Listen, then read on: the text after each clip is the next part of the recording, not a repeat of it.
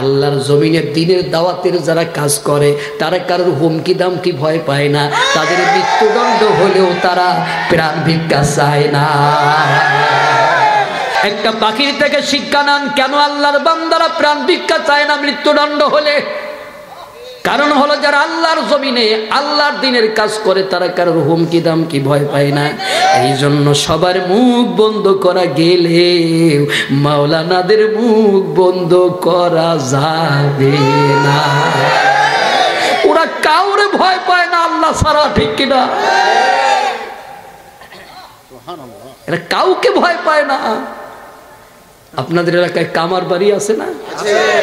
ওই কামার বাড়ি ঠক ঠক করে আওয়াজ হয়, তো একজনে দা বানাইতে গেছে, গিয়া কামারে পাই নাই, তো কামার বাড়ি বসিয়ে চিরা আর ওই গুড় খাচ্ছে।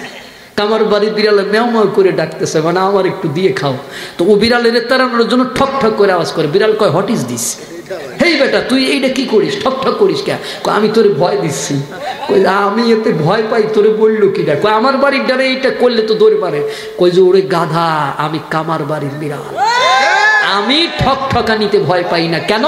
কারণ আমার এই মার পেটের থেকে ডেলিভারি হবার আগেই মায়ের পেটে আমার ভয় ভেঙে গেছে। আমার বুড়ো হয়ে গেলাম আমি ঠক ঠকানি শুনতে শুনতে, আর তুই বেটা আমার ভয় দিস ঠক ঠকানি দিয়া। আল্লাহর প্রিয় বান্দা যারা তারা জেল জুলুম নিয়ে ভয় পায় না। কেন? কারণ ওটা মার পেটের পরেই তারা মেনে নিয়েছে। এটাই আমাদের জিন্দেগি, ঠিক কিনা? এটাই আমাদের জিন্দেগি, এটাই আমাদের জগৎ। সুন্দরবনের পারে যারা বসবাস করে তারা জানে বাঘের সাথে লড়াই করি আমাদের বাঁচতে হবে। এই জন্য তারা এই আমরা গেলে বাঘ টাগ নিয়ে ভয় পাই। ওরা দরজা খুলে ঘুমায়। আমি কই যে দরজা খুলে ঘুমান ভয় করে না? কই এর সাথেই তো লড়াই করে আমরা বেঁচে আছি। এই বিষয়গুলো বুঝতে হবে, আগে বুঝতাম না, এখন বুঝি। এই জন্য আমাদের হুমকি ধামকি দিয়ে ভয় নাই, এগুলো আমাদেরকে ভয় দেওয়া যাবে না। বাংলাদেশ যতদিন থাকবে আলেমদের কথা বাংলাদেশে চলবে। যতই ষড়যন্ত্র হোক, ষড়যন্ত্রকারীরা নিপাত যাবে, ওরা নির্মূল হবে, কিন্তু বাংলার জমিনে কোরআনের কথা থেকেই যাবে। আমার একটি স্বপ্ন পূরণ করো ও গো দয়াময়, তোমার কথা বলতে গিয়ে না পাই যেন ভয়। আমি তোমার কথা বলতে গিয়ে না পাই যেন ভয়।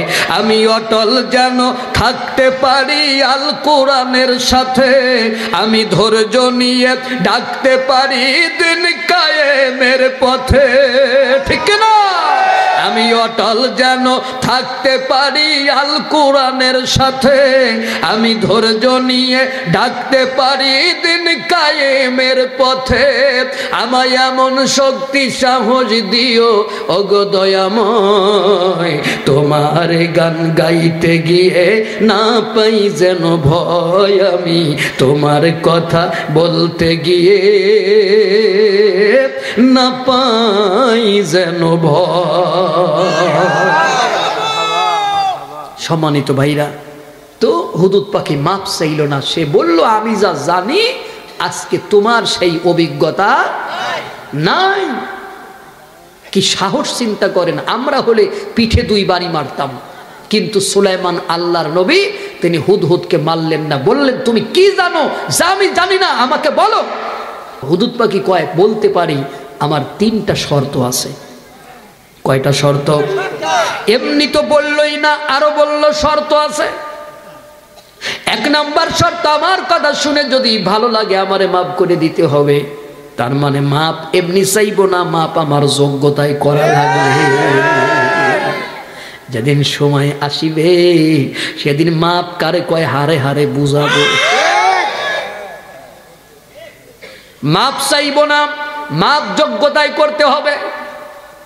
2 নাম্বার আমারে পুরস্কার দিতে হবে। 3 নাম্বার শুধু আমারে পুরস্কার দিলে হবে না, আমার গোটা জাতি ধরে পুরস্কার দিতে হবে। তার মানে আমি টাকা পয়সা চুরি করে শুধু একা একা বেগম পাড়া বাড়ি বানাবো তা হবে না, খাইলে জাতি ধরে খাবো। হ্যাঁ, মানে চোর হলেও ইমান ঠিক আছে, হুদুদ পাখি কয় আমি একা নিব না, আমার জাতি ধরে দিতে হবে। জাতির প্রতি তার কত টান, আর আমরা জাতিকে ফাঁকি দিয়ে দেশের টাকা চুরি করে বিদেশে পাঠাই, ঠিক কিনা? অশিক্ষিত অর্ধ শিক্ষিত লোকগুলো বিদেশ থেকে দেশের মাটিতে টাকা আনে, আর এই দেশের বড় বড় শিক্ষিত লোক দেশের টাকা চুরি করে বিদেশে পাচার করে। তাহলে আসলে দেশপ্রেমিক কারা? কারা দেশপ্রেমিক? বউ সন্তান মা বাবা ফেলাইয়ে বছরের পর বছর বিদেশের মাটিতে পড়ে আছে। আমার দেশের এই রেমিটেন্স যোদ্ধারা কোটি কোটি মার্কিন ডলার ঢুকাচ্ছে, আর এই দেশে জনগণের মাথার উপর বসে সেই কোটি কোটি ডলার বিদেশে পাচার করতেছে। এদের ডান্ডা মেরে ঠান্ডা করার দরকার। প্রতারক মিথ্যাবাদীর দল জনগণের যা কয় সারাদিন তার 95% মিথ্যা কথা। এর লজ্জা শরম আছে নাকি বেহায়াদের? এগুলো ওয়াজ মাহফিলে হয় বলে এরা ওয়াজও সহ্য করতে পারে না। ওই পিছনের ভাইরা কথা বলতেছে না। আপনারা আছেন না ঘুমায় পড়ছেন না? একদম পিছনে আছেন, মাশাআল্লাহ। এরা তো তাহলে ঘুমাই নাই, জেগেই আছে, আলহামদুলিল্লাহ। কোন এই যে কথাগুলো বলি, এই কথাগুলো কি দলীয় কথা? এগুলো দেশের কথা, জাতির কথা, আমাদের বেঁচে থাকার কথা, এটা মানবতার কথা, ঠিক কিনা বলেন? এই কথা নেই, এই কথা শুনেও যারা যারা কষ্ট পায় বুঝতে হবে ওরা জাতির শত্রু, দেশের শত্রু। আমার 3টা কন্ডিশন আছে, শর্ত আছে। সুলাইমান কয় আমি রাজি। বলো তুমি যা জানো আমি জানি না। হুদুদ পাখি বললেন নবী আমি আপনার সাথে আকাশের মধ্যে উঠতেছিলাম, হঠাৎ করে আমার মানে আকাশের মধ্যে উঠতেছিলাম মানে কি সুলাইমানের প্লেন ছিল না, একটা তক্ত ছিল, হাওয়াই তক্ত আল্লাহ তাকে দান করেছিলেন। এই তক্তের উপর তিনি সকালে বসলে সন্ধ্যাকালে 1 মাসের পথ যেতেন, আবার সন্ধ্যা থেকে সকাল পর্যন্ত আর 1 মাসের পথ যেতেন। সুবহানাল্লাহ। কোন তো তিনি যখন যাইতেন তখন পাখিরা উপর থেকে ডানা দিয়ে দিয়ে দিয়ে সুলাইমানকে সিকিউরিটি দিতেন এবং তারে ছায়া দান করতেন। এমন এমন এমন রাজ্য আল্লাহ পৃথিবীতে আর কোন নবীরে কোন মানুষের দেয় নাই। সুবহানাল্লাহ। কোন এমন মর্যাদাবান নবী। বন্ধুগণ আমার, তো বললেন যে আমি যখন আপনার সাথে আকাশে উঠতেছিলাম হঠাৎ করে আমি দেখি একটা পাহাড়ের উপরে আর একটা হুদহুদ বসে আছে। আমি মনে মনে চিন্তা করলাম ও কোনো বিপদে পড়লো কিনা, ও পথ হারায় গেল কিনা, অসুস্থ হয়ে গেল কিনা। আমি তার একটু খোঁজ খবর নেওয়ার জন্য যাইতে চাইলাম, কিন্তু চিন্তা করলাম আমি যদি আপনার উইদাউট পারমিশনে চলে যাই আমার মৃত্যুদণ্ড হবে, আপনি আমার পারমিশন দিবেন না। এই জন্য আমি সিদ্ধান্ত নিলাম আমার জীবন চলে যাক, আমি মারা যাই, আমার জীবন বিসর্জনে চলে যাক, আমি আমার জাত ভাইয়ের খবর নেবই নেব। একটা পাখির থেকে শিক্ষা নেন, একটা পাখি তার জাত ভাইকে বাঁচানোর জন্য, তার জাতি ভাইকে রক্ষা করার জন্য জীবনকে যদি বিসর্জন দিয়ে দিতে পারে, তুমি মুসলমান হয়ে আর এক মুসলমানের নামে মিথ্যা মামলা কেমনে করো? তোমার লজ্জা করে না? শিক্ষা নাও পাখির থেকে। পৃথিবীর কোন কর্নারে যদি মুসলমান মারি খায় আর তোমার অন্তরে যদি ব্যথা না লাগে, তাহলে তুমি বুঝে নিবা তোমার রক্তের মধ্যে মুসলমানের রক্ত নাই, তোমার রক্তের মধ্যে ইহুদি খ্রিস্টানের রক্ত মিশে গেছে। বন্ধুগণ আমার, এবার হুদুদ পাখি বলেন নবী আমি চলে গেলাম তার কাছে, এই হলো আমার অনুপস্থিতির কারণ। আমি যাওয়ার পরে সে আমার বলল হু আর ইউ, তুমি কে? আমি বললাম আই এম হুদহুদ। সে বলল হোয়ার ইজ ইওর হোম, তোমার বাড়ি কোথায়? পাখিরা ইংরেজি পারে না, না একটা বিষয় বোঝেন, এই আমরা বাঙালিরা পাখির ভাষা বুঝি, তাহলে ইংরেজরা পাখির ভাষা বোঝে না। তো এখন এই বাংলাদেশের পাখি যদি ইংল্যান্ডে যায় ওরা কি বুঝবে? পাখির ভাষা ইংল্যান্ড হোক, আমেরিকা হোক, পাকিস্তান হোক, শ্রীলঙ্কা হোক, সবই একই ভাষা। বাংলাদেশের কুকুর যে ভাষায় কথা বলে ওই ইন্ডিয়ার কুকুরও সেই ভাষায় কথা বলে, কিন্তু দুঃখের বিষয় আমরা বাংলাদেশের সব হুজুররা একই ভাষায় কথা বলতে পারি। মানে কুত্তার অ্যাসোসিয়েশন হইলেও আমাদের বাংলাদেশের সব হুজুরদের একটা অ্যাসোসিয়েশন হচ্ছে না। তাহলে চিন্তা করেন আমরা কোন স্তরে আছি। হোয়ার ইজ ইওর হোম, তোমার বাড়ি কোথায়? আমি বললাম আমার বাড়ি ইয়েমেনের সাবায়। আমি বললাম আমার বাড়ি সিরিয়ায়। সে কয় তুমি এখানে আসছো কেন অত দূর থেকে? কয় যে আরে আমি এই পথ দিয়ে যাচ্ছিলাম, তোরে পাহাড়ের উপর একা একা বসতে দেখে চিন্তা করলাম তোর কোনো বিপদ, তাই তোরে হেল্প করতে আইছি। আমার কোনো হেল্প লাগবে না, আমি এখানে নির্জনে নিরলায় বসে পড়ে এই একাকী পাহাড়ের উপর জনমানবহীন এলাকায় আমি আমার আল্লাহর জিকির করি। আরো জোরে কর। তাহলে একটা পাখি নিরালয় নির্জনে বসে জিকির করে কার? আর আমরা যদি একটু নিরিবিলি বসি আমরা কি করি? বন্ধু 3 দিন তোর বাড়িতে গেলাম, দেখা পাইলাম না, আমরা সুযোগ পাইলে জিকির করব কার? হুজুর বললেন বন্ধু তোমার যখন কোনো বিপদ নাই তখন আমি চলে যাই। বলল দোস্তরে দাওয়াত দেই নাই বিনা দাওয়াতে আমার বিপদের কথা চিন্তা করে এসেই যখন পড়ছো, তোমার একটু আপ্যায়ন করার সুযোগ আমি চাই। তুমি আমার দেশের উপরে চলো, আমি কিচ্ছু না পারি আমার দেশটা তোমার একটু ঘোরাই দেখাই, নতুন একটা অভিজ্ঞতা তোমারও হবে। কয় যে ওরে সর্বনাশ, আমি আমার বাদশাকে না বলে চলে আইছি, আল্লাহর নবীরে না বলে চলে আসছি, আল্লাহর নবী যদি আমার খুঁজে না পায় আমার কঠিন শাস্তি হবে। কয় যে দোস্ত এমন অভিজ্ঞতা তোমার হতে পারে আমার দেশ থেকে, এই অভিজ্ঞতার কথা যদি তুমি আল্লাহর নবীর কাছে বলো সে তোমাকে মারবে না, মাফ করে দেবে। তবে আমি তোমার কিছু তথ্য দিতে চাই, এই তথ্যগুলো তুমি সুলাইমানের কাছে ডেলিভারি করলে আমাদের উপকার হবে। হে নবী, তার কথার মধ্যে আমি যুক্তি পাইলাম। আমি তার দেশের উপর চলে গেলাম। আমি তার দেশের উপরে যাওয়ার পরে আমার সব ভালো লাগলো, সুজলা সফলা কি চমৎকার দেশ। সুলাইমান বললেন হুদুদ আমি তোমার গল্প শুনেছি, পুরস্কারও তোমারে দিছি, কিন্তু তুমি আমার কাছে সত্য বললে না মিথ্যা বললে আমি একটু পরীক্ষা করতে চাই। এবার তিনি যে আল্লাহর নবী, শুধু নবী নন, তিনি একজন প্রেসিডেন্ট, শুধু তাই নয় তিনি রাষ্ট্র পরিচালনায় একজন পাকাপোক্ত শাসক। তার প্রমাণ দিতেছে কোরআনের ভাষা, বুঝতে হলে আমার দিকে তাকান। সুলাইমান বলেন আমি তোমার গল্প শুনেছি, পুরস্কার আমি তোমারে দিছি, কিন্তু তুমি আমার কাছে সত্য বললে না মিথ্যা বললে আমি একটু পরীক্ষা করতে চাই।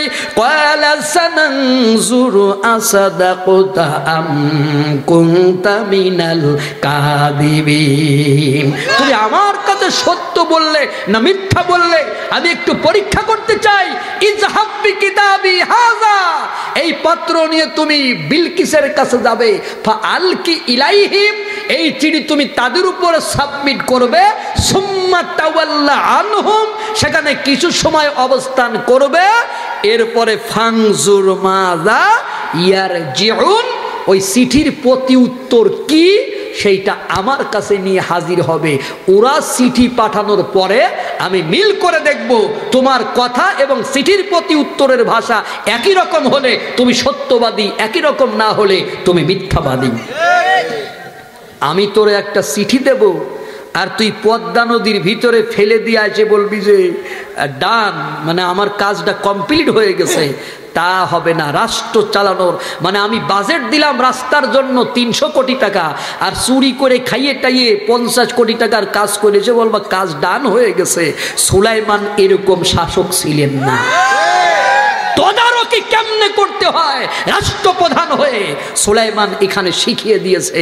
আমরা এই কথাগুলো নিয়ে তো ডিসকাস করি না, আলোচনা করি না। সুলাইমান বললেন আমি চিঠি দিয়েছি, এটা রানী বিলকিসের কাছে নিয়ে যাবে, তুমি সেখানে গিয়ে অবস্থান করবে, তাদেরকে তুমি অবজার্ভ করবে, পর্যবেক্ষণ করবে, তারা মিটিং সিটিং করবে এই চিঠি নিয়ে, তারপরে তারা একটা সিদ্ধান্তে পৌঁছাবে চিঠির প্রতি উত্তর কি দেওয়া যায়। তুমি লুকিয়ে সেটা শুনবে, ওরা আমার কাছে চিঠি পাঠানোর আগে তুমি এসে ওই খবর আমারে দিবে, আমি মিল করে দেখব ওদের চিঠি আর তোমার কথা ঠিক আছে কি না। তাহলে রাষ্ট্র কেমনে চালাইতে হয় কোরআন থেকে শেখো। আর কয় যে কোরআনের রাজনীতি নাই, আবার মাঝে মাঝে কয় খেলা হবে। কি খেলা খেলবা? প্লেয়ার ভালো না হলে খেলা যায়? ফাঁকা মাঠে গোল সবাই দিতে পারে, ঠিক না? খেলা হবে একটু সাইরিয়ে দিয়ে দেখো।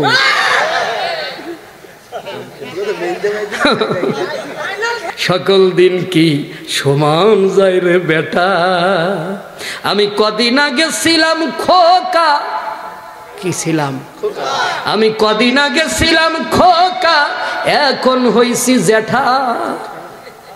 সকল দিন কি সমান যায় রে বেটা, সকল দিন সমান যায় না। সুলাইমানের হুদুদ পাখি কি করলো? সে চিঠি নিয়ে চলে গেল রানী বিলকিসের দরবারে। সুবহানাল্লাহ। আমার দিক তাকায় আছেন? চিঠি নিয়ে, চিঠি যে রানী বিলকিসের দেবে উপায় নাই, কারণ রানী বিলকিসের ঘিরে ধরেছে আপনার ৮৪,০০০ সৈন্য, কারণ আজরাইল যাতে যাইতে না পারে। আচ্ছা, আজরাইল কি ঘুষ খায়? বন্দুকির নলে ভয় পায়? আজরাইলে খায় না ঘুষ। শোনো বাংলার মানুষ, কি হবে কালো টাকার পাহাড় গড়িয়া, আইসো খালি যাইবা খালি ৩ টুকরা কাপড় লইয়া। এই যে এত টাকা চুরি করতেছো, ১ টাকাও কবর নিয়ে যাইতে পারবে না, কারণ সব কাপড়ের পকেট থাকলেও কাপড়ের কোনো পকেট নাই। ঠিক না ভাই? এত টাকা চুরি করে লাভ কি? কি করবা? টাকা নিয়ে কবরে যাবা, গিয়ে ফেরেশতাদের বলবা যে আমার কাছে হেভি মাল আছে, তুই আমারে কোনো প্রশ্ন করবি না। আজরাইলে খায় না ঘুষ। শোনো রে ও মানুষ, কি হবে কালো টাকার পাহাড় গড়িয়া। বলেন, আইসো খালি যাইবা খালি ৩ টুকরা কাপড় লইয়া। বলেন, আইসো খালি যাইবা খালি ৩ টুকরা কাপড় লইয়া। অর্থ সম্পদ ব্যাংক ব্যালেন্সের কেন কর বড়াই, আজ মরিলে কাল ২ দিন মিশে ভাবের লড়াই রে, মিশে ভাবের লড়াই। ঠিক না? অর্থ সম্পদ ব্যাংক ব্যালেন্সের কেন কর বড়াই, আজ মরিলে কাল ২ দিন মিশে ভাবের লড়াই, মিশে ভাবের লড়াই। নাম খ্যাতি সম্পদের পাহাড় যাবে না সঙ্গে তোমার, নাম খ্যাতি সম্পদের পাহাড় যাবে না সঙ্গে তোমার, থাকবে পড়িয়া। আইসো খালি যাইবা খালি ৩ টুকরা কাপড় লইয়া, আইসো খালি যাইবা খালি ৩ টুকরা কাপড় লইয়া। দেহ ছেড়ে প্রাণ পাখিটা গেলে রে মনুরে, আপন পার হিসাব সবই সাঙ্গ ভব পুরে, সাঙ্গ ভব পুরে। ঠিক না? দেহ ছেড়ে প্রাণ পাখিটা গেলে রে মনুরে, আপন পার হিসাব সবই সাঙ্গ ভব পুরে, সাঙ্গ ভব পুরে। কাঁদবে কয়দিন সুজন স্বজন তোমাকে দিয়ে দাফন, কাঁদবে কয়দিন সুজন স্বজন তোমাকে দিয়ে দাফন, যাবে ভুলিয়া। আইসো খালি যাইবা খালি ৩ টুকরা কাপড় লইয়া, আইসো খালি যাইবা খালি ৩ টুকরা কাপড় লইয়া। আজরাইলে খায় না ঘুষ। শোনো রে ও মানুষ, আজরাইলে খায় না ঘুষ। শোনো রে ও মানুষ, কি হবে কালো টাকার পাহাড় গড়িয়া, আইসো খালি যাইবা খালি ৩ টুকরা কাপড় লইয়া, আইসো খালি যাইবা খালি ৩ টুকরা কাপড় লইয়া। ৮৪,০০০ সৈন্য মোতায়েন করে মনে করেছে আজরাইল আমার কাছে কিয়ামতের আগেও আসিবে না, কিন্তু আজরাইল যেদিন আসিবে বাসাধন, তুমি সেই দিন টেরও পাইবা। তোমার যতই বন্দুকের নল থাক, সেদিন আজরাইল তোমার বন্দুকের নলের কোনো ভয় করিবে। তুমি হসপিটালে যাওয়ার আগে শেষ পাতালে চলে যাওয়া বাসাধন। এবার হুদুদ পাখি চলে গেল সংসদ ভবনের মধ্যে। একটা ভেন্টিলেটর ভেঙে ওই ভেন্টিলেটরের মধ্যে মাথা নিচু করে দেখে আমারে কেউ দেখতে পারবে কিনা, আবার গলা উঁচু করে দেখে আমি সবাইরে দেখতে পারবো কিনা। পজিশন ঠিক হয়ে গেল। এবার পজিশন ঠিক হয়ে যাওয়ার পরে জিকির শুরু করে দিয়েছে, আল্লাহ আল্লাহ আল্লাহ। পড়েন, আল্লাহ আল্লাহ আল্লাহ আল্লাহ আল্লাহ, লা ইলাহা ইল্লাল্লাহ, লা ইলাহা ইল্লাল্লাহ, লা ইলাহা ইল্লাল্লাহ, সুলাইমানুন নবিউল্লাহ। হঠাৎ করে রানীর ঘুম ভেঙে গেছে। ঘুম থেকে জেগে দেখে পাশে চিঠি। চিঠিটা নিয়ে মুখের মধ্যে দিয়া 3টা চুমা খাইছে। দরজা খুলে পাহারাদারদেরকে ডেকে বলতেছে, পাহারাদারেরা পাহারা কেমন দিয়েছো? কয় মারাত্মক সিরিয়াস পাহারা দিছি। কয় যে কেমনে? একটা পিঁপড়া পর্যন্ত কামরায় ঢুকতে দেয় নাই। কেন? কয় যে পিঁপড়া যদি আপনার ডিস্টার্ব করে এই কারণের জন্য। তাহলে পাহারাটা কেমন পর্যায়ে হয়? একটা পিঁপড়া পর্যন্ত সেখানে যাবার কোনো উপায় থাকে না, আজরাইল তো দূরের কথা। রানী বলতেছে একটা পিঁপড়া কামরায় ঢুকতে দিলে না, এত বড় চিঠি কেমনে গেল? কয় তা তো জানি না। রানী বলে এই জন্য আমি চিঠিতে 3টা চুমা খাইছি, কারণ আমি বুঝেছি আমার কাছে যে এই মানুষটা চিঠি পৌঁছাইছে 84,000 সৈন্যের চোখ ফাঁকি দিয়া, ওই মানুষটা আর যাই হোক সাধারণ কোনো মানুষ না। সুবহানাল্লাহ। আরো আমি বুঝেছি আমি 84,000 সৈন্য মোতায়েন করেছি, কিন্তু আমার কাছে যেদিন আজরাইল আসবে তোমরা টের পাবা না। চিঠি যেমন গেল তোমরা টের পাও নাই। 1 ঘন্টা সময় দিলাম, পার্লামেন্ট ডাকো, সংসদ দেখো। সংসদ ডাকা হলো, পার্লামেন্ট ডাকা হলো। সংসদ ভবনের মধ্যে সংসদ সদস্যরা চলে আসলো।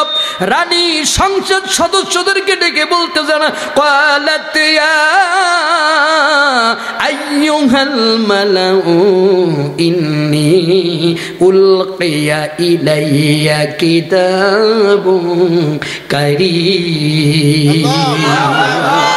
আমার সংসদ সদস্যরা, আমার কাছে একটা চিঠি এসেছে, সম্মানিত চিঠি। আমার দিকে তাকাবেন, কোরআনের ভাষা বোঝেন। তিনি বলতেছেন আমার কাছে একটা চিঠি এসেছে, সম্মানিত চিঠি। একটু পরে বলেন সুবহানাল্লাহ, আগে বুঝে নেন। রানী বিলকিস তখন মুশরিক না? আস্তে কোন কে মুশরিক না? আর সুলাইমান তখন মুসলমান না, মুসলিম না? তিনি আল্লাহর নবী না? তিনি আল্লাহর নবী। তা আল্লাহর নবীর পক্ষ থেকে চিঠি গেছে এক মুশরিকের কাছে। সে বলতেছে আমার কাছে একটা সম্মানিত চিঠি এসেছে। তাহলে একটা রাজা আর একটা রাজাকে সম্মানিত করবে, রাজনৈতিক নেতারা প্রতিপক্ষকে সম্মানিত করবে, এটাই হচ্ছে শিষ্টাচার, ভদ্রতা। এটাই কোরআনে শিক্ষা দিয়েছে। আর আমরা কি দেখি? এক পক্ষের লোক আর এক পক্ষ করে গালিগালাজ করে, এক পক্ষের লোক আর এক পক্ষ করে হয়রানি করে। ওরা মনে করে যে দিন এমনি এমনি যাবে। ওরা দিন যেদিন পাল্টাবে সেদিন বুঝবি ঠেলা ডাকি। আবার কয় যে কোরআনে রাজনীতি নাই। কোরআনের রাজনীতি তুই খুঁজে পাবি কি? একজন পুকুরের 3.5 হাত পুকুরের পানি মাপার যোগ্যতা নাই, সে বাস একখান ঘাড়ে করে বঙ্গোপসাগরে চলে গেছে বঙ্গোপসাগরের পানি মাপবে। ওরে পাবনায় ভর্তি না করে ভাত খাওয়া যায়? কোরআনের রাজনীতি খুঁজে পাবি তুই কোরআন পড়িস, ইউএস কসুফি। এরকমের মুসল্লি আমাদের দেশে কম আছে না বেশি আছে? এই অনেক মসজিদের সভাপতি সেক্রেটারির খুঁজলি এরকম পাওয়া যাবে। সে সূরা পড়ে আলহামদুলিল্লাহ রাব্বিল আলামিন, কুল হু আল্লাহু আহাদ, আলহামদুলিল্লাহ, তারপরে আলাম তারা কাইফি ফেলা রব্বুকা বিআসহাবিল ফিল। ও যদি মসজিদের সভাপতি হয় তো শয়তান অ্যাসোসিয়েশনের সভাপতি কেডা হবে? মসজিদের সভাপতি তো একটা আলেম হওয়ার দরকার, ঠিক কি না? একদম আলেম হোক সেটাও আমি বলছি না। কোরআনের প্রতি যার ন্যূনতম সম্মান আছে, সম্মান বোধ আছে, কোরআনের প্রতি ভালোবাসা আছে, এমন লোকের মসজিদের সভাপতি বানায় যে হচ্ছে তাগুত, যে ইসলামী আন্দোলনকে বাধাগ্রস্ত করেছে, সারা জীবন আল্লাহর দ্বীনের বিরুদ্ধে কাজ করেছে। সেই লোক যদি মসজিদের পাওয়ারে থাকে, ওই মসজিদে হক কথা বলা যায় না। আমার বাংলাদেশের অধিকাংশ মসজিদ মাদ্রাসা আবার গোরস্থানের সভাপতি হয়েছে। এই গোরস্থানের মুর্দারাও টের পাচ্ছে যে নেতা কয়টা জুটিছে, আর ওরা চিন্তা করে তুই কবরে আয়, তোর বাতাম দেব আমরা সবগুলো মিলিয়ে। তুই দুনিয়াতে কোন শয়তানি শুরু করছিস? আল্লাহ বলেন আমি কোরআনের মধ্যে বহু উপমা দ্বারা, মেসাল দ্বারা কোরআনকে বিশদভাবে বর্ণনা করেছি যাতে আমার বান্দারা কোরআন বোঝে। তো কোরআন বুঝার কিতাব না, না বুঝার কিতাব? আর আমাদের দেশের কিছু খয়াকারে খা না বানানটা না করি, হ্যাঁ, এরা কয় যে না বুঝলেও সমস্যা নাই, আরে না বুঝলে সমস্যা নাই তো, ঠিকই কইছিস, কারণ কোরআন এদেশের মানুষ বুঝলে তো তোদের তাবিজ লেখা বন্ধ হবে, তোদের দোয়া লেখা বন্ধ হবে, ঠিক কিনা? ও আনজালনা ইলাইকা যিকরা লিতুবাইয়িনা লিন-নাস, নবী আমি এই জিকির তোমার প্রতি নাজিল করছি। এইটা হলো জিকির। এইটা কি? জোরে কোন? তো তুই কোন জিকির করিস? এটা আবার কোন জিকির? মাইক নিয়ে আমি দেখি তো মাগুরার উপর দিয়ে মাইক নিয়ে যায়, এক হাতে বিড়ি আর এক হাতে গরুর দড়ি। এক খাজা শুয়ে আছে সিলেটের মাটিতে, খাজা শাহজালাল রহমতুল্লাহ আলাইহি। সে কি ওই সিলেটের মাটিতে আসছিল গরু ছাগল খাওয়ার জন্য না যুদ্ধ করার জন্য? তার হাতে কি তাসবিহ ছিল না তরবারি ছিল? তিনি সিলেটের মাটিতে আসলেন, তিনি খাজা বাবা। During the rule of King Gaura Govinda, a devoted Muslim Burhanuddin slaughtered a cow on the occasion of the Akika of his newborn son. এটা হলো অরিজিনাল ইতিহাস। আর আমরা কই যে ধর্ম প্রচারের জন্য আইছিল, সে ছিল গৌরা গোবিন্দর বিরুদ্ধে যুদ্ধ করার জন্য, ঠিক কিনা? During the rule of King Gaura Govinda, devoted Muslim Burhanuddin slaughtered a cow on the occasion of the Akika of his newborn son. এটা অরিজিনাল ইতিহাস যে গৌরা গোবিন্দর শাসন আমলে বুরহানুদ্দিন নাম করে একটা ডিভাটেড মুসলিম তার ছেলের আকিকা উপলক্ষে একটা গরুকে জবাই করেছিল। এই অপরাধে গৌরা গোবিন্দ বুরহানুদ্দিনের একটা হাত কেটে দেয় আর তার শিশুপুত্রকে কাট ইনটু পিসেস, কেটে কেটে টুকরা টুকরা করে দেয়।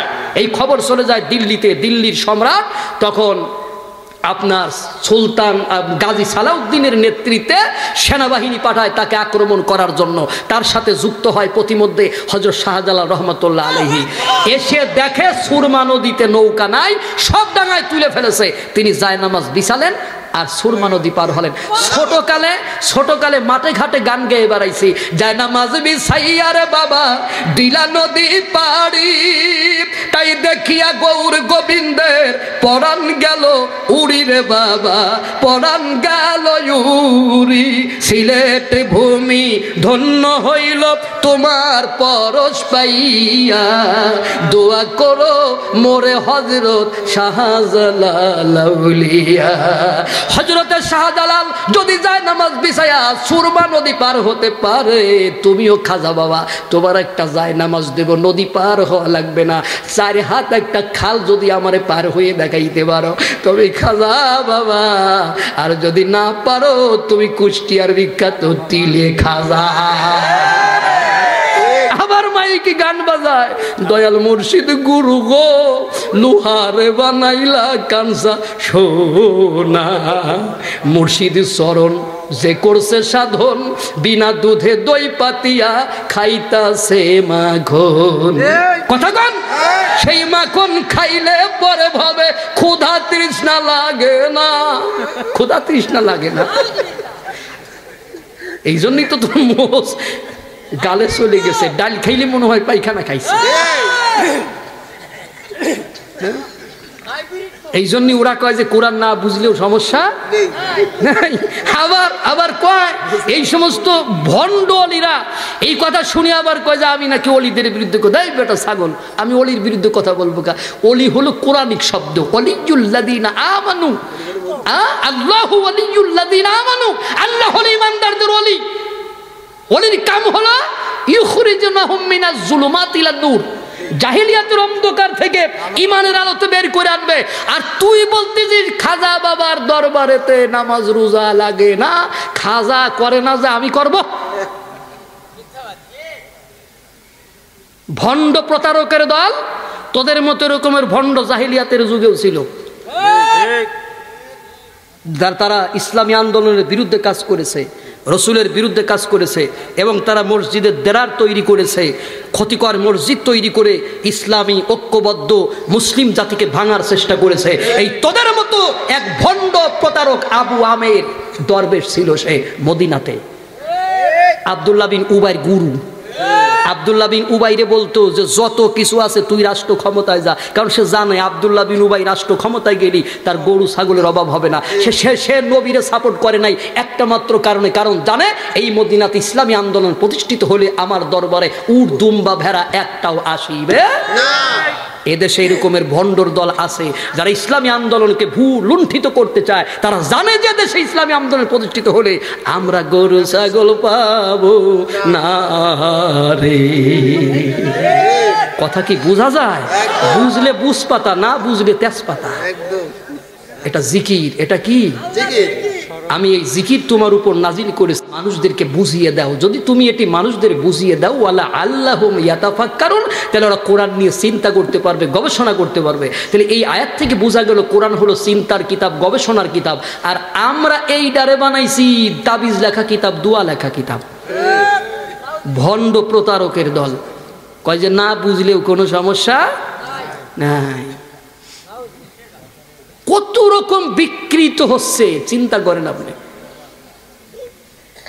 সমস্যা না, শুধু কোন যে দ্রুত শেষ করে দেন, আমি কত খুশি হই। দেখেন কোন জায়গা রাখলাম,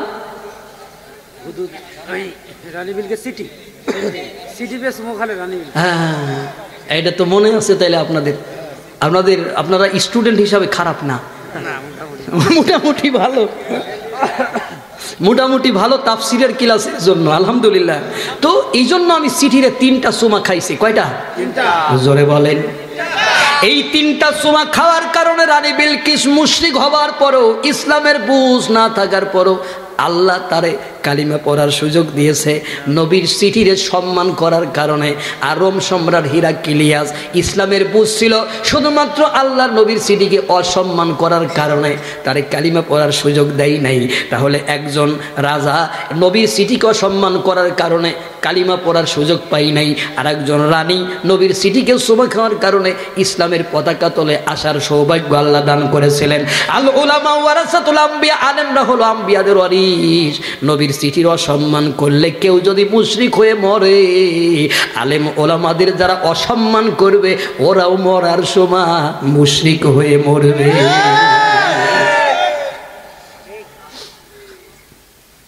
বন্ধুগণ আমার, রানী বিলকিস বললেন আমার সংসদ সদস্যরা আমার কাছে একটা চিঠি আসছে, সম্মানিত চিঠি।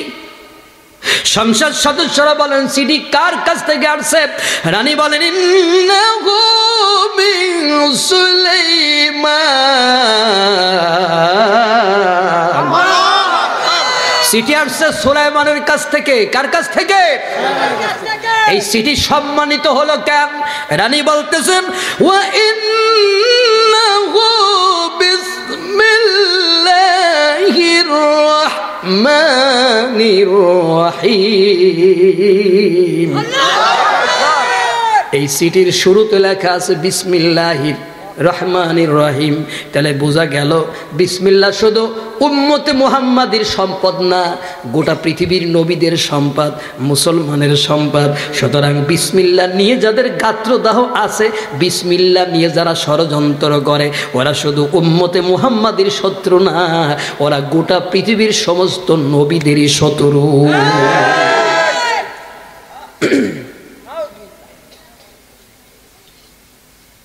সংসদ সদস্যরা বলেন চিঠির সাবস্টেন্স কি, মূল বক্তব্য কি? রানী বলেন আল্লাহ তাআলু আলাইয়া ওয়া আতুনি মুসলিমিন। এই চিঠির মূল বক্তব্য হলো, হে রানী, আমার চিঠি পাওয়ার পরে আমার বিরোধিতা করবার কোন সাহস দেখাবা না, আমার কাছে কালিমা পড়ে হাজির হবা। এটা হুমকি না অনুরোধ? অ্যাবসলিউটলি রাইট, এটা হুমকি। তাহলে বোঝা যায় আগে মুসলমানেরা হুমকি দিত, আর এখন মুসলমানেরা হুমকি খায়। এখন মুসলমানেরা হুমকি কেন খায়? এজন্য খায় কারণ আমরা নিজেরা নিজেদের অস্তিত্ব ভুলে গেছি। আমরা যে মুসলিম এটা আমাদের মনে নাই। আমরা মনে করি আমরা দালাল। আমরা কি? আমাদের জন্ম হয়েছে দালালি করার জন্য। আসলে মুসলমানরা জন্ম নিয়েছে দালালি করার জন্য। আল্লাহতে যার পূর্ণ ঈমান, কোথায় সে মুসলমান? কোথায় মুসলমান? নজরুল ইসলাম বাংলাদেশে এত মুসলমানের খুঁজে পাইল না, এই গান লেখে কোথায় সে মুসলমান? চোখে সমস্যা ছিল নাকি? হ্যাঁ, চোখে সমস্যা ছিল যে এদেশে মুসলমান খুঁজে পাইল না। আসলে কথাটা মুসলিম হবে না মুসলমান হবে? কথা কন। কোরআনে আছে কি? মুসলিম। হাদিসে আছে কি? ইংরেজি ইতিহাসে কি আছে? মুসলিম। বাংলা ইতিহাসে কি আছে? মুসলমান। এই নাম পরিবর্তন করে আমাদেরকে শেষ করেছে। যেমন সলাত্রে বানাইছে নামাজ, নামাজের সন্ধি বিচ্ছেদ করলে হয় নাম প্লাস আজ, আজ মানে টুডে, নাম প্লাস আজ। তো তুমি মসজিদে কি করতে যাচ্ছ? নাম আজ, মানে আমি আজকে নাম নিতে যাচ্ছি। কার নাম? আল্লাহর নাম। তো তোরা কেউ কইছে যে মসজিদে তুই আল্লাহর নাম নিতে যা? আল্লাহ বলেছে ওয়ারকাউ মা'আর রাকিঈন, তুমি মসজিদে যাও রুকুকারীদের সাথে রুকু করার জন্য। কেন যাবা? কারণ তুমি সালাত কায়েম করো, আকিমিস সালাহ, সালাত কায়েম করো। তোমারও তো আল্লাহর নাম নিতে বলা হয় নাই রে ভাই। তুমি আল্লাহর নাম নিচ্ছ বছরের পর বছর, আর জমিনে কুফরি করে বেড়াচ্ছ। মূলত নামটা ছিল সালাত। নাম কি ছিল? সিয়াম রে বানাইছে রোজা। কি বানাইছে? নিসবি বিন শাবান রে বানাইছে শবে বরাত। কয় যে শবে বরাত কোরআন দিছি নাই রে। আগে যাও বা কয়টা রুটি বানায় গরিব মানুষের, বাড়িওয়ালারা দিত, এখন কাঁচকলাটাও দেয় না। আর এই যে কয়টা ফতুয়া দেয়, এদের 14 গোষ্ঠীর ভিতরে কেউ দাওয়াত খাইছে কিনা আল্লাহই জানে। জীবনে দেখছেন ওরা দাওয়াত খাওয়ায় মানুষরে? আমার ভয় হয় কিছুদিন পরে এরা আবার না কয় যে রোজা 5টা, রোজা আবার কোরআন দিছি নাই, এটা 5টা থাকলি। আরে রোজা নাই, সিয়াম আছে। কি আছে? সিয়াম আছে। নাম পরিবর্তন করা হয়েছে ষড়যন্ত্র করার জন্য, ঠিক কিনা? দূরভিসন্ধিতে নাম পরিবর্তন হয়। আমার নাম জাহাঙ্গীর আলম, কেউ যদি এইটারে পরিবর্তন করে বুঝতে হবে এর ভিতর ষড়যন্ত্র আছে। যেমন দেলোয়ার হোসেন সাইদি, এটা দেলু রাজাকার না, দেলু রাজাকার করেছিল ষড়যন্ত্র করার জন্য। তো তুমি সালাত রে বানাইছো নামাজ, সিয়াম রে বানাইছো রোজা, তুমি নিসবি বিন শাবান রে বানাইছো শবে বরাত, আরো কত কি বানায়, কোরআন রে কি বানায় আল্লাহই জানে। একদম অ্যাবসলিউটলি রাইট, এটা ইহুদিদের চক্রান্ত। এই জায়গায় হাত বান্ধার জন্য তোর মসজিদ আলাদা করতে হবে। গাই খাটাস মক্কাতে 3 শ্রেণীর লোকে নামাজ পড়ে হেরেম শরীফে। এক গ্রুপ এই জায়গা বান্ধে, এক গ্রুপ এই জায়গা বান্ধে, এক গ্রুপ মোটেই বান্ধে না। হেরেম শরীফ 3টে হয়েছে নাকি? কথা কর না কেন? তো হেরেম শরীফে বুঝি মুক্তি নাই, যত মুক্তি বাংলাদেশে। এই কথা তো আমি মাঝে মাঝেই বলি যে 2 ছাত্র গেছে হুজুরি বাড়িতে বেড়াইতে, গিয়ে দেখে হুজুর বাড়ি নাই। কোথায়? তো কয় যে হুজুর গেছে মাঠে। তো খালাম্মা কি করেন? আমি ভাত রান্না করি। কয় শুধু ভাত রান্না করেন, তরকারি তো দেখি না। মানে ওরা প্ল্যান করে গেছে আজকে হুজুরি বাড়ি খাবে, তো তরকারি তো দেখি না। কয় যে বাবা রে, ভাতের ভিতর 2টা মুরগির ডিম আর একটু শাক পাতা দিয়েছি, ভর্তা করে খাবো। কয় যে লা হাওলা ওয়ালা কুওয়াতা ইল্লা বিল্লাহ আস্তাগফিরুল্লাহ, এই ভাত খাওয়া হারাম হারাম হারাম। খালাম্মা কয় কেন হারাম? কয় যে আপনি মুরগির ডিম দিয়েছেন কে? তো মুরগিতে সমস্যা কি? কয় আপনি হাঁসের ডিম দেবেন, হাঁসে ফরজ গোসল করে, মুরগিতে করে না। কত বড় মুফতি চিন্তা করেন। এখন সেই ফতুয়া নেছে হাঁস মুরগির কাছে। তো এখন খালাম্মা কয় তাহলে 2টা ডিম ফেলাই দেই। কয় যে ওরে আল্লাহ, আপনি এ কথা শোনেন না? ইন্নাল মুবাজ্জিরিনা কানু ইখওয়ানি শায়াতিন, অববাহিকারী হলো শয়তানের ভাই। এই 2টা ডিমের দাম আপনি জানেন যে আপনি ফেলে দেবেন? তো কয় তোমরাই বললে এটা হারাম। আরে হারাম আপনার জন্য, আমরা তো বিয়ে করি নাই, আমাদের ফরজ গোসল নাই, আমাদের দেন। তো বাংলাদেশে এই রকমের কিছু মুফতি জুটেছে, এরা নিজেদের সুবিধা হাসিল করার জন্য এরা যা কোনো ফতোয়াবাদী করতে পারে, ঠিক না? এরা মানুষের ফরজ গোসল লাগবে না, হাঁস মুরগি লাগবে, এরা নিজেরাই জানে না। পার্লামেন্টের মধ্যে রানী বিলকিস বলতেছে আমারে মুসলমান হয়ে যাইতে কইছে। ভালো করে শোনেন, কি চমৎকার কথা এখন আসতেছে। রানী বলতেছেন আমার সংসদ সদস্যরা, قالت يا أيها الملأ أفتوني في أمري ما كنت قاطية أمرا حتى تشهدون الله أكبر।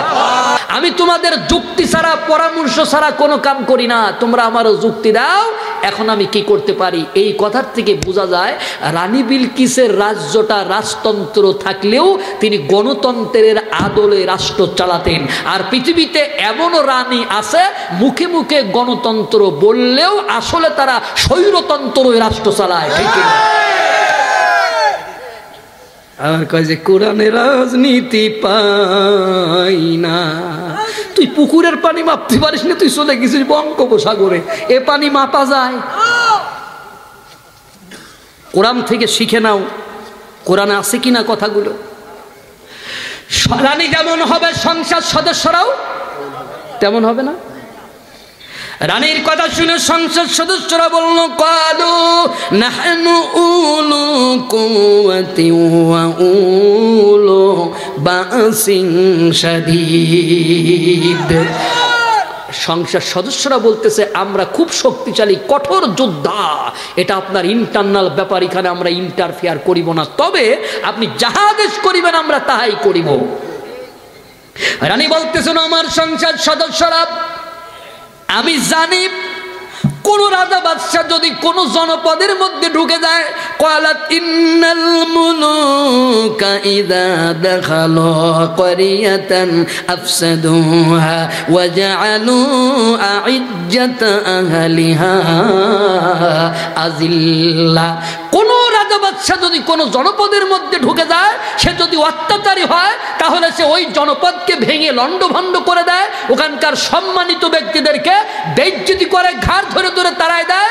আমি আসলে পরীক্ষা করতে চাই যে সে আল্লাহর নবী না সে দুনিয়ার সাধারণ রাজা। কিভাবে পরীক্ষা করবেন? আমি কিছু হাদিয়া পাঠাবো, এই হাদিয়াগুলি যদি সে গ্রহণ করে আমাকে মুসলমান হতে না বলে তাইলে সে রাজা, আর যদি হাদিয়া গ্রহণ না করে আমাকে মুসলমান হতে বলে সে আল্লাহর নবী। কারণটা হলো নবীদের অর্থের লোভ নাই, রাজাদের অর্থের লোভ আছে। আমার সংসদ সদস্যরা, যদি সে নবী হয় তার বিরুদ্ধে যুদ্ধ করা যাবে না। কেন? সাধারণ মানুষের সাথে যুদ্ধ করা যায়, নবীদের সাথে যুদ্ধ করা যায় না।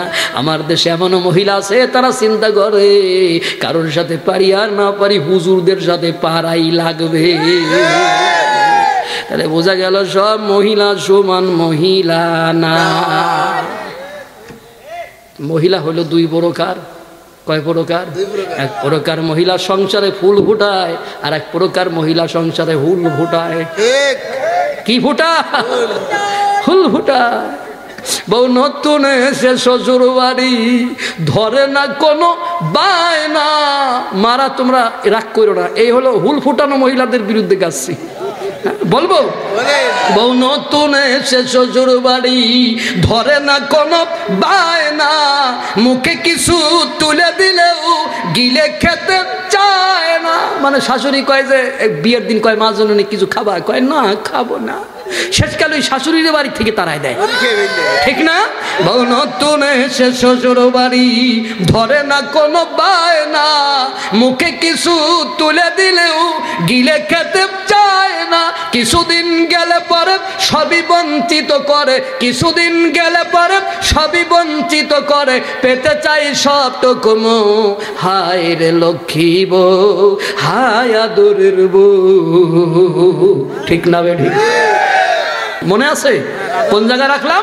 আমি কিছু হাদিয়া পাঠাবো তারা পরীক্ষা করার জন্য। এই কথাটুকু কে শুনলো?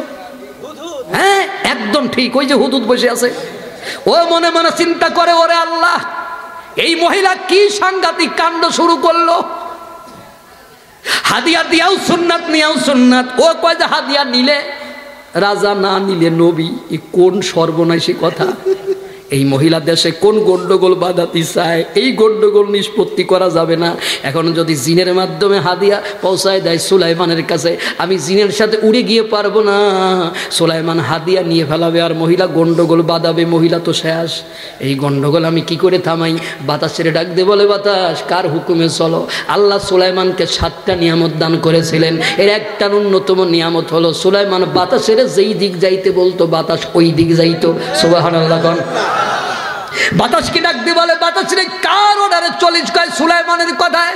সুলাইমানের কথায় যদি চলিস তাইলে তুই এই খবর সুলাইমানের কাছে পৌঁছায় দে, হাদিয়া যেন না নেয়। এই হাদিয়ার মধ্যে বড় ষড়যন্ত্র আছে। বাতাস আগে যায় না জিন আগে যায়? এই যে আমার কাছে ফোন আছে, আমি ফোন করব আমেরিকা, জিনের বাপ বুড়ো বাপ এই ফোনের আগে যাইতে পারবে না? পারবে না।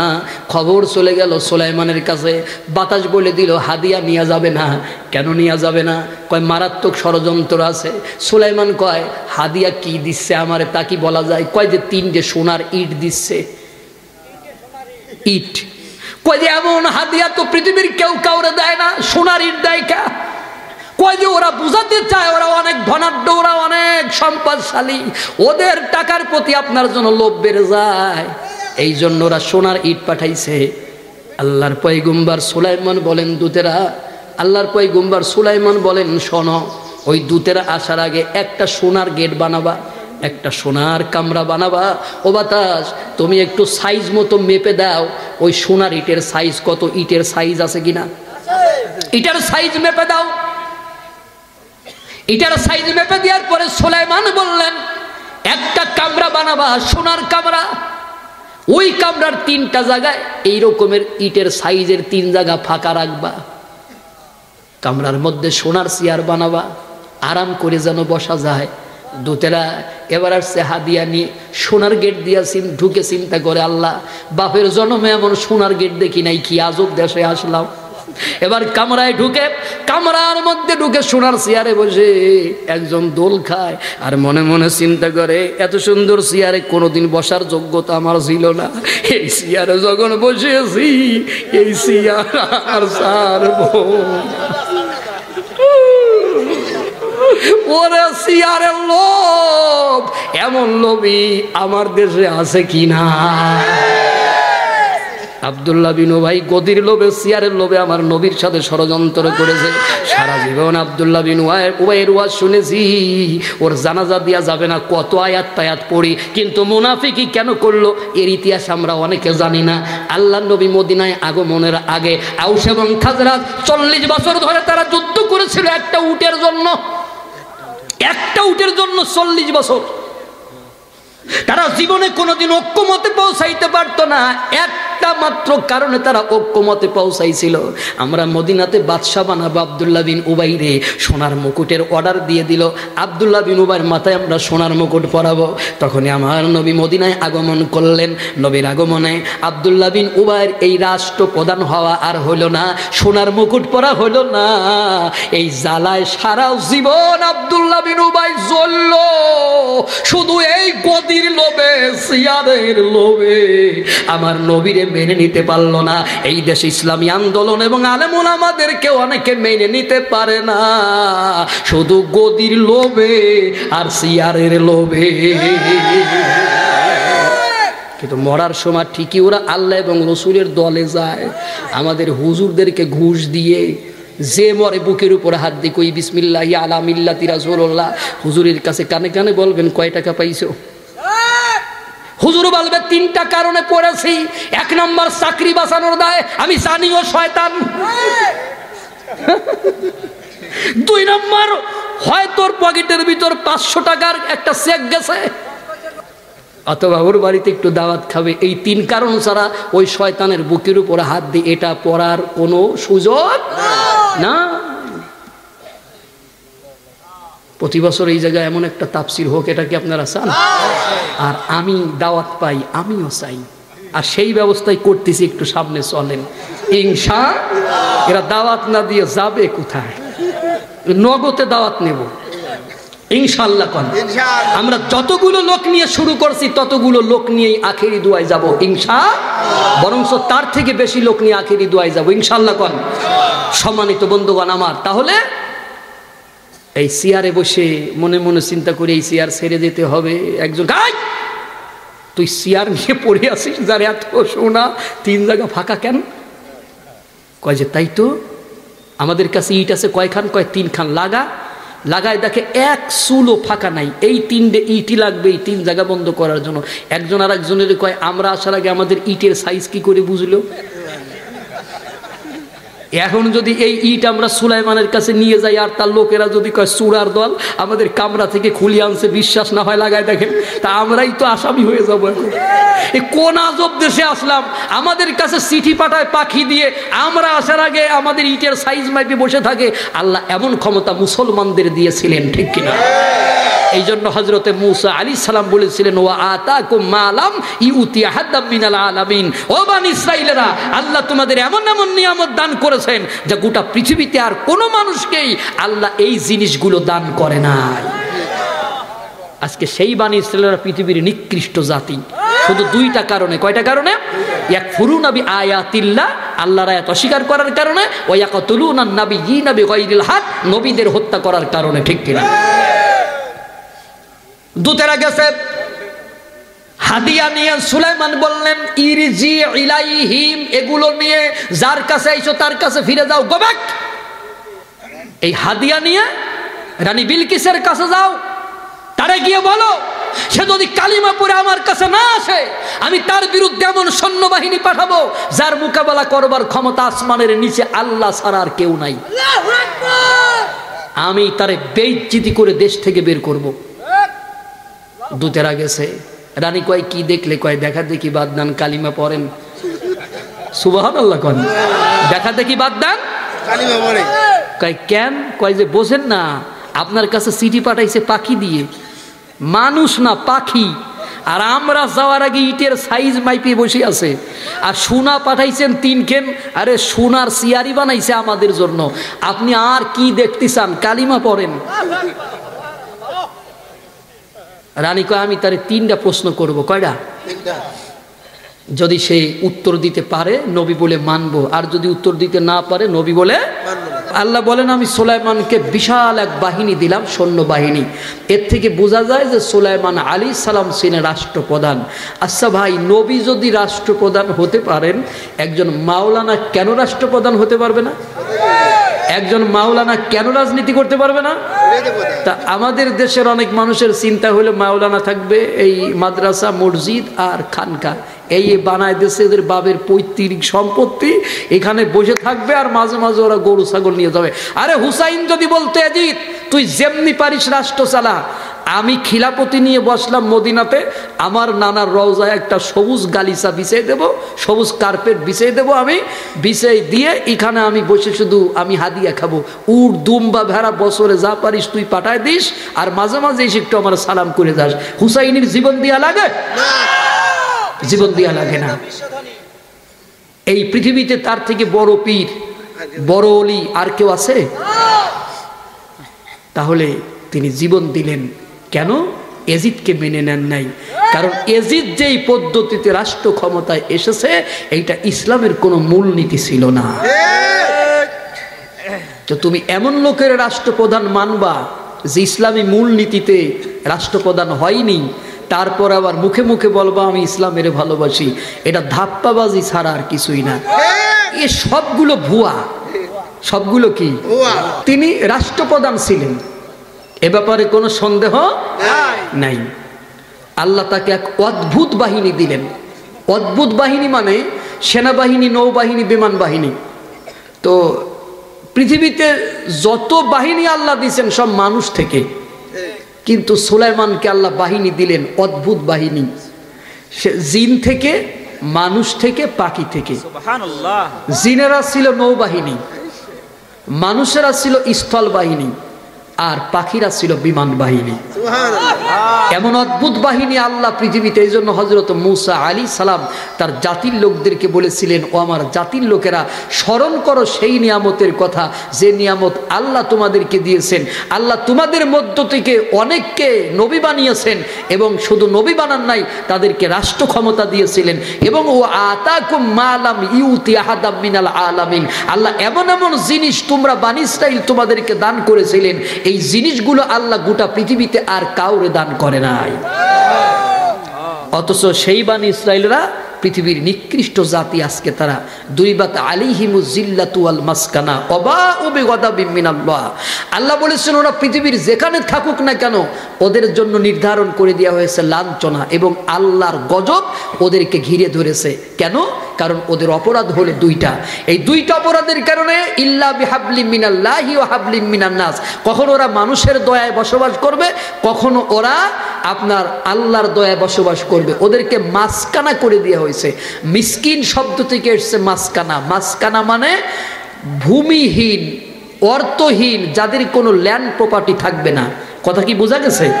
ওদের অপরাধ ছিল কয়টা? 2টা। 1 নম্বর অপরাধ হলো ইয়াকফুরুনা বিআয়াতিল্লাহ, ওরা আল্লাহর আয়াতকে অস্বীকার করেছিল। 2 নম্বর হলো ওয়ায়াকতুলুনান নাবিয়্যিনা বিগাইরিল হক, ওরা নবীদের হত্যা করেছিল। ওয়াজ কি বোঝা যাচ্ছে? আমার দিক তাকায় থাকবেন, আমি অনেক তথ্য দিয়ে যাব ইনশাআল্লাহ। সম্মানিত ভাইরা, সুলাইমান ছিলেন রাষ্ট্রপ্রধান। মাথায় টুপি দেওয়া কি? দাড়ি রাখা কি? বড় পাঞ্জাবি গায়ে দিয়া কি? ওরকমের একটি নেতা, সে জনগণের খোঁজ খবর নেবে, এইটাও সুন্নাত। কিন্তু আমরা কি দেখি, ইলেকশনের আগে যতটা খোঁজ খবর নেয়, ইলেকশনের পরে অনেকেরই খুঁজে পাওয়া যায় না। শুধু গাড়িতে যাওয়ার সময় এরকমের, হ্যাঁ, এর মানে হলো 5 বছর, এই বললাম না এরা মুখস্থ করে ফেলাইছে, 5 বছর পরে আইছিলাম, আল্লাহ বাঁচায় রাখলে আগামী 5 বছরের আগে আর দেখা হবে না। এইরকম যদি আমাদের খলিফাদের চরিত্র হয়, সে দেশ উন্নতি হয়? নেতা ছিলেন হযরত ওমর, তিনি ডোর টু ডোর ঘুরে ঘুরে জনগণের খোঁজ খবর নিছে, সুবহানাল্লাহ কয়। নেতা ছিলেন আবু বকর, তিনি জনগণের খোঁজ খবর নিছেন। জনগণের খোঁজ খবর নেওয়া কি? সুন্নাত। আল্লাহ রাব্বুল আলামিন বলেন, وَتَفَقَّدَ الطَّيْرَ فَقَالَ مَا لِيَ لَا أَرَى الْهُدْهُدَ أَمْ كَانَ مِنَ الْغَائِبِينَ। তিনি জনগণের খোঁজ খবর নিতে শুরু করলেন। জনগণের খোঁজ খবর নিতে গিয়া তিনি পাখিদের খোঁজ খবর নিলেন, নিয়ে বললেন যে আমার কি হলো, আমার কি হলো, আমি সবাইরে দেখতেছি, হুদহুদকে দেখি না কেন, আমার কি হলো? কোরআনের ভাষা বোঝেন, আমার কি হলো মানে আমার চোখের সমস্যা নাকি? আমি কেন হুদহুদরে দেখছি না? মানে কারুর ঘাড়ে দোষ চাপানোর আগে নিজে অপরাধ মুক্ত হতে হয়, এটাই হলো তার শিক্ষা। কিন্তু আমরা কি দেখি? আমরা দেখি যার বিচার হচ্ছে, তার বিচার যে করতেছে সে অনেক অপরাধী। মানে একজনের যদি 2 টাকা চুরির বিচার করা হচ্ছে, যে বিচার করতেছে সে কোটি কোটি টাকার চোর। মানে নিজেদের অপরাধের শেষ নাই, অথচ আমরা বিচার করে বেড়াচ্ছি মানুষের। আমাদের বিচার করলে আমাদের অস্তিত্বই থাকে না, কথা কন। আর নিজের অপরাধের বিচার আমরা করি না, নিজের দলের বিচার করি না, নিজের সন্তানের বিচার করি না। হযরত ওমর তিনি নিজের সন্তানের বিচার করতে গিয়া সন্তানকে হত্যা করেছেন, ঠিক কিনা বলেন? সন্তানকে পিটিয়ে মেরেছেন। আর আমার দেশে অনেক নেতার সন্তান আছে চরিত্রহীন, অথচ তারা বিচার করে বেড়াচ্ছে সমাজের। এই একজনে গিয়া এক মাতবারে কয়, চাচা আমার গাছের আমগুলো গত রাতে একটা পুলায় খেয়ে ফেলাইছে, মানে একটা ছেলে খেয়ে ফেলাইছে, আমি বিচার চাই। মাতবার কয়, তুমি কি চোর ধরে দিতে পারবা? কয় 100% ধরে দিতে পারবো, আমি চোর দেখছি। কয় চোরের নাম কও। কয় ভয়ে বলবো না নির্ভয়ে বলবো? কয় নির্ভয়ে বলো। কয় চোর তো আপনার বড় ছেলে। তো কয় যে এই শুধু আম খাইছে না ডাল ভাঙছে? কয় না ডাল ভাঙে নাই, আম খাইছে। কয় আলহামদুলিল্লাহ, ডাল যখন আছে আম তো ধরবেই। এই বছর আমার ছেলে খাইছে, সামনে তোর ছেলে মেয়ে খাবে, তাতে সমস্যা কি? ইন্নাল্লাহ মা সাবিরিন। এরকম নেতা আমাদের সমাজে কম আছে না বেশি আছে? কিয়ামতের ময়দানে এদের সবগুলোর নামে মামলা দায়ের হবে, আর সেই মামলা থেকে এরা একটাও বাঁচতে পারবে। কেন পারবে না? কারণ সেদিন বিচারক হবে আল্লাহ। আল্লাহকে ঘুষ দেওয়া যাবে না, আর অস্ত্রের ভয় দেখাইয়ে বিচার অন্যদিকে ঘোরানো যাবে না। কারণ আল্লাহ ইজ অল ইন অল, তিনি একক ক্ষমতার অধিকারী। তিনি জনগণের খোঁজ খবর নিলেন, নিয়ে বললেন আমার কি হলো, আমি হুদহুদকে দেখছি না কেন? আম কানা মিনাল গায়বিন, নাকি সে অনুপস্থিত? যদি সে অনুপস্থিত হয় আমার উইদাউট পারমিশনে, মানে হুদহুদ ছিল গোয়েন্দা বাহিনীর হেড, এবং হুদহুদ ছিল ভূতত্ত্ব বিজ্ঞানী। সুলাইমান কোন জায়গা যুদ্ধে যাইতেন, হুদহুদকে নিয়ে যাইতেন। তো গিয়ে বলতো যে হুদহুদ আমি তো খাবার পানি পাচ্ছি না। হুদহুদ বলতেন ওয়েট অ্যান্ড সি, অপেক্ষা করেন এবং দেখেন। একটু মাটি কামড় দিয়ে বলতেন হে নবী পানি আছে, তবে 40 ফিট মাটির নিচে। সুলাইমান জিনদের হুকুম দিতেন, আর জিনেরা পানি খুঁড়ে সুলাইমানের সামনে হাজির করতেন। হযরতে সুলাইমান বলেছেন, হে আল্লাহ তুমি আমাকে এমন রাজ্য দান করবে, এমন রাজ্য যেন পৃথিবীর আর কেউ না পায়। আল্লাহ তাকে এমন একটা রাজ্যই দান করেছিলেন। সুবহানাল্লাহ। বন্ধুগণ আমার, তো এই জন্য তিনি বলতেছেন হুদহুদকে আমি দেখছি না কেন? সে কি অনুপস্থিত নাকি আমার সমস্যা?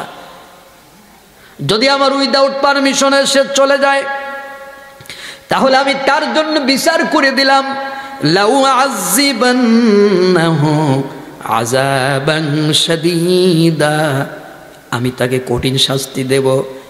শুধু তাই না, সেই কঠিন শাস্তি হলো আউলা আযবাহান্নাহু আউলা ইয়াতিয়ান্নি বিসুলতানিম মুবিন, সেই কঠিন শাস্তি হলো আমি তার জবাই করে ফেলে দেব।